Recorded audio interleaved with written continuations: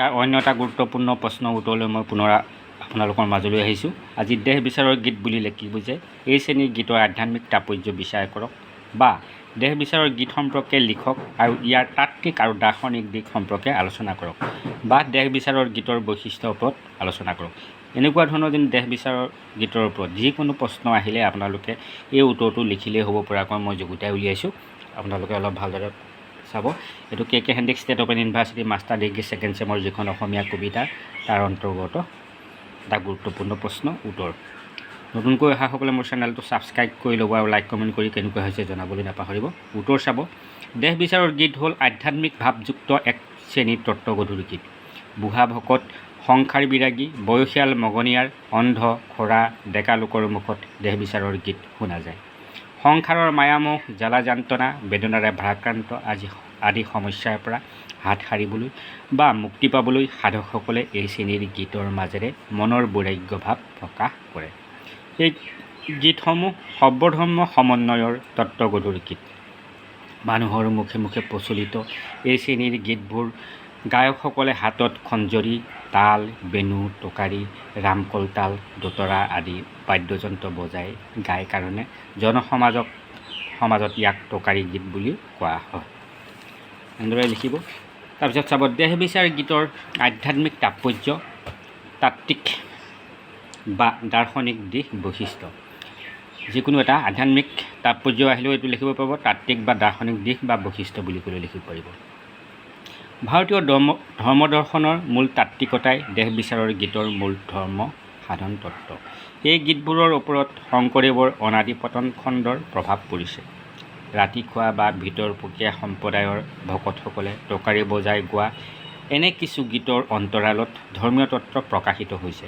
উল্লেখ্য, ৰাতি খোৱা সম্প্ৰদায় অথবা এনে জাতীয় অনুষ্ঠানবিলাকৰ সৈতে এফালে বৌদ্ধ তত্ত্ব আৰু আনফালে হিন্দু তত্ত্বৰ প্ৰভাৱ পৰিলক্ষিত হয়।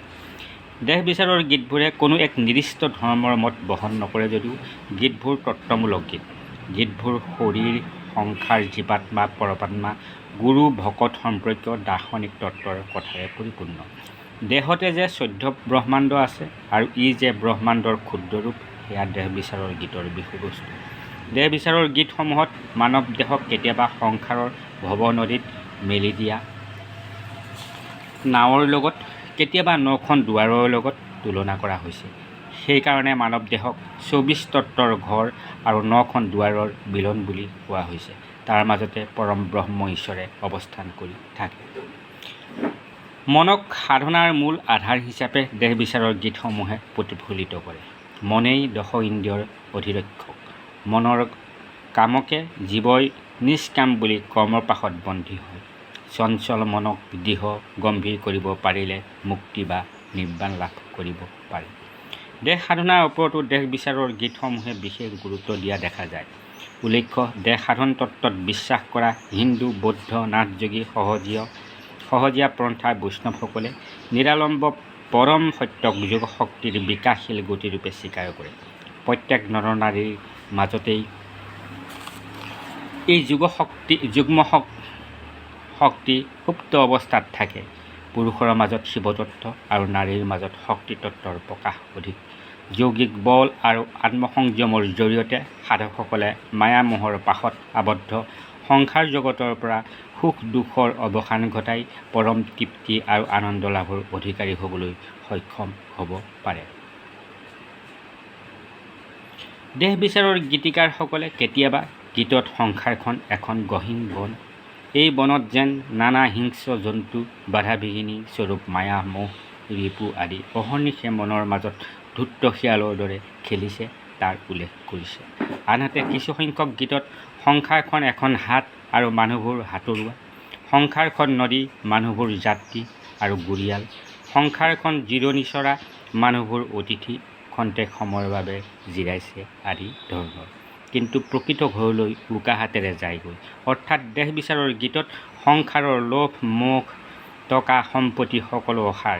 মৃত্যুৰ সময়ত মানুহে লগত একো নিব নোৱাৰে, সেয়ে এইবোৰৰ মূল্য নাই। দেহ বিচাৰৰ গীতবোৰত প্ৰতীক, উপমা, ৰূপক আদি সহায়েৰে সংসাৰৰ সংযমৰ অনিত্যতা, মায়া, মোহ, আত্মা, পৰমাত্মা, ইহকাল পৰকাল আদিৰ জটিল তত্ত্বসমূহ সহজ সৰলভাৱে ব্যাখ্যা কৰিছে। এই গীতসমূহ সাধাৰণতে সাংকেতিক বা প্ৰতিধ্বনি। এই গীতসমূহৰ ৰাগ সৰু সুকীয়া ধৰণৰ। এনেদৰে আপোনালোকে লিখিব। মই গুৰুত্বপূৰ্ণ প্ৰশ্ন কিছুমানৰ উত্তৰ দি যাম। আপোনালোকে পৰীক্ষাৰ আগৰে পৰাই এতিয়াৰ পৰাই পঢ়ি যাব বুলি আশা ৰাখি বা আজৰি সময়ত শুনি মনত ৰাখিব পৰাকৈ চাব বুলি আশা ৰাখি আজিলৈ আহোঁ। নতুনকৈ অহাসকলে মোৰ চেনেলটো ছাবস্ক্ৰাইব কৰি ল'ব আৰু লাইক কমেণ্ট কৰি কেনেকুৱা হৈছে জনাব। ধন্যবাদ।